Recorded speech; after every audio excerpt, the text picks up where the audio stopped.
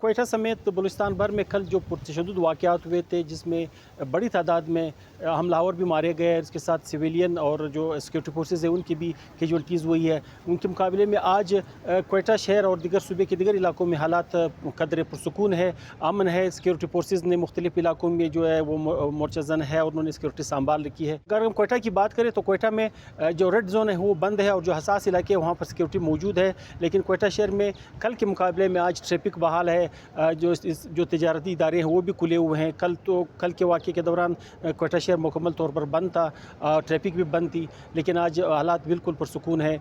जहाँ तक इंटरनेट की बात है तो इंटरनेट जो है ना वो बंद है सिक्योरिटी रीज़न की वजह से। हम के मुताबिक जब तक हम ऑपरेशन क्लियर नहीं करेंगे, तमाम इलाकों को क्लियर नहीं करेंगे, उस वक्त तक इंटरनेट का जो सिलसिला है वो बंद रहेगा। कोयटा के अलावा जो बड़ी कौमी शाहराएँ हैं, ख़ासकर जो कोयटा कराची शाहरा है, कोयटा पंजाब जाने वाली शाहरा है, उनको भी सिक्योरिटी रीज़न की वजह से कल बंद कर दिया गया था। आज बतदरीज जो इतलात मिल रही है वो खुल रहे हैं और आहिस्ता आहिस्ता उनको खोले जा रहे हैं। इस बयान के मुताबिक सिक्योरिटी फोर्सेस के जो मुख्तलिफ इलाकों में कार्रवाई की, उसमें 80 से ज़्यादा जो है वो हमलावर उनको मारने का दावा किया है, जबकि कल के वाक़यात में पूरे सूबे में तकरीबन 18 से ज़ायद जो सिविलियन है वो मारे गए हैं। इस तरह जो 18 से 20 तक जो है ना वो सिक्योरिटी फोर्सेस की मारे जाने की इतलात हैं।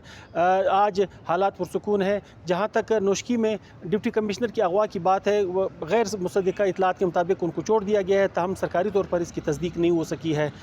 नोशकी, दालबंदीन, गवादर, पसनी, इन इलाकों में भी सूरत हाल कंट्रोल में है, ताहम वहाँ पर सर्च ऑपरेशन जारी है। मुख्तलिफ इलाकों में सिक्योरिटी फोर्सेस ने जो है ना वो सर्च ऑपरेशन शुरू किया हुआ है।